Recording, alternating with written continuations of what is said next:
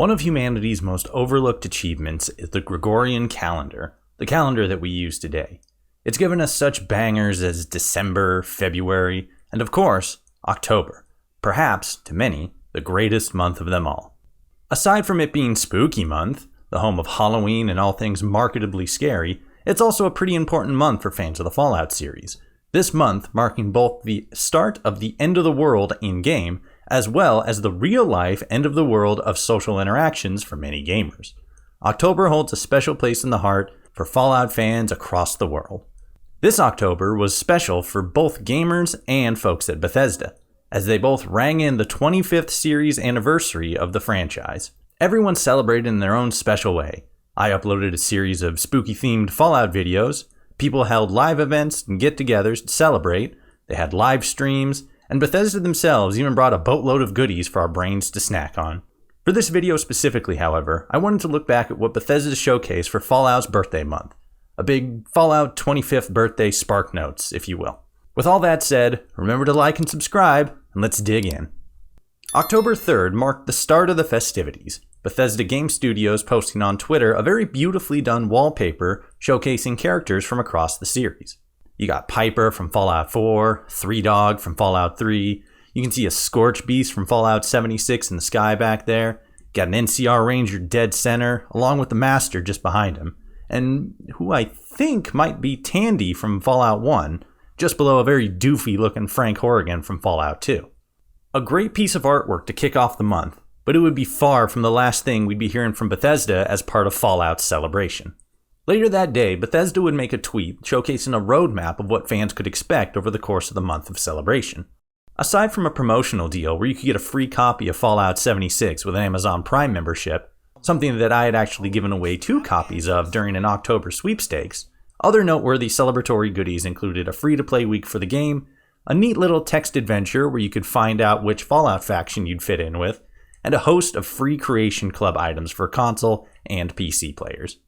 Things stayed pretty quiet for a little bit. New quest line for Fallout Shelter, an update for the Nuka World PTS, nothing really groundbreaking. October 10th is where things would really start to pop off though, as the Bethesda Game Studio YouTube account will begin to upload a series of videos titled Fallout Retrospective, where a handful of game devs for the series talked about a range of different topics, such as the bleak setting, the mix of humor, the revolutionary amount of player freedom that the older games had, things like that. Another few days would roll by with not much Fallout stuff coming out. There was some interesting Starfield stuff that got talked about over the month, but I'll save that for a different video. There was actually this one tweet that Bethesda put out about the new Fallout Shelter questline that had a promotional image for the questline, and I thought it was funny because somebody's reaction to this was that they would have liked to see a Fallout animated series in a very similar art style as to what was included in the image. It has nothing to do with the rest of the video, I just like the idea. Would you watch an animated Fallout show that looks like this? Let me know down in the comments, and tell me what you think the story would be about. Another few days would march on before Bethesda would drop another roadmap that would light the Fallout community on fire. October 20th to the 27th, players could get a free copy of Fallout 3 from the Epic Games Store. The pinnacle of 3D Fallout was about to be offered freely to the masses. I would finally have something in common with an entire new generation of Fallout players. The shared experience of my dad walking out on me. The day after, we'd also see another series of Fallout retrospective videos. Todd Howard being told via sticky note that the Fallout franchise now belonged to Bethesda, a reflection on the announcement of Fallout 4, and the use of color in the Fallout series. The Great Green Debate video was especially interesting because it revealed that during development of Fallout 3, there would be multiple instances where the team would inadvertently change the specific color used for the Fallout UI, a very distinct shade of green, and each time, Todd Howard would be able to spot it and point it out. A little bit of color science I learned from my grandmother after her years of painting. The average human eye can detect more differences in the color green than any other color on the spectrum. We evolved this ability to help us better see differences in forests and jungles around us as to avoid being attacked by predators. This is why night vision goggles use green as their separating color, making it easier for our eyes to tell what's what. Let me put that into context for you. Game developers with years of both level design and color combination couldn't tell the difference between 2 very specific shades of green when developing, but Todd Howard could. That's some next level shit. You best not be slipping when using green around Todd Howard. He will catch you. The next day, we'd also see the first of another short series of YouTube videos called Dear Vault Boy, which would cover letters that the team had received from fans over the years. The first video recounted the story of a girl named Erin, who details growing closer to a boy she knew in her hometown through their shared enjoyment of playing Fallout 76 together, and eventually getting married. Should this story be found as accurate, that means Fallout 76 has done something once thought impossible, and that no other Fallout game before, and most likely no other Fallout game after, will be able to replicate. Getting your ass a girlfriend. It wasn't all ghoul smiles and irradiated rainbows, however, as on the 21st of October, Bethesda would announce via Twitter that Fallout 76 developer and one of the original devs for Black Isle's Fallout 3 game, Eric Boyan, had passed away a few days before. A legend of the Fallout series had left us during a month of what was supposed to be jubilation and joy.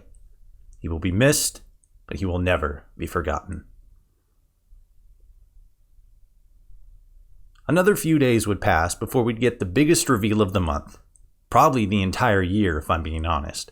Firstly, the final slate of Fallout Retrospective videos would come out, talking about the creative aspect that went into making Fallout 3, the writing of Fallout's now iconic score, the monumental task of taking Fallout online, the surprise success of Fallout Shelter, and the fact that the series standout, Fallout New Vegas, was originally planned to be a DLC for Fallout 3. However, Bethesda handed the project off to Bethesda in order to focus their attention on developing Skyrim. One thing that I thought that was really strange about this final point was just how many people picked up on the fact that Fallout New Vegas was originally supposed to be a DLC and just ran with it. Fallout New Vegas was originally a DLC for Fallout 3. I can't tell you how many articles I saw posting something to this effect, as if it was the biggest story of the year. We had finally cracked some secret that the gaming community had been trying to solve for years. I don't know how anyone can look at Fallout 3 and then look at New Vegas and see separate games. The similarities just get even more clear when you actually play the games. Mechanically speaking, the only difference between the two games was Iron Sight. That's it. Skills and perks and whatever be damned, Fallout 3 walked so that New Vegas could run. Prove me wrong. I was also seeing a lot of people reacting to this news as if it was some big gotcha moment, as if the fact that Fallout New Vegas started life as a DLC somehow adds to any sort of argument. Whether New Vegas started off life as a DLC or as a completely original game makes no difference in the end result. The quality of the story, the pacing, the RPG mechanics, it doesn't change anything about the game itself.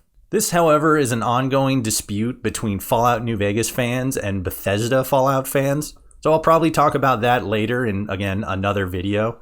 But it just seems silly that people were using this big reveal as this big, oh, look, this proves that we were right the entire time. It makes no sense. Stop it. Get some help. As groundbreaking as this big reveal was to the Fallout community, shit really hit the fan with the Beyond the Game video. All the other videos were just Fallout devs talking about the game in an interview room. Nothing too crazy, nothing too spectacular. But that all changed halfway through this video specifically when it transitioned to Fallout Amazon series director Jonathan Nolan on the set of the show.